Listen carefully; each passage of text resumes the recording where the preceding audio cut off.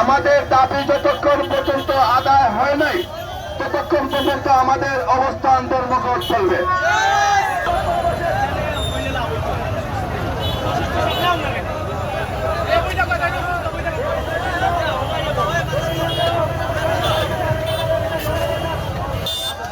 আমার হকার ভাইদেরকে বলতেছি, আপনারা সবাই হাতে হাতে প্লেট নেবেন, হাতে হাতে প্লেট নিয়ে আপনারা বসে পড়ুন।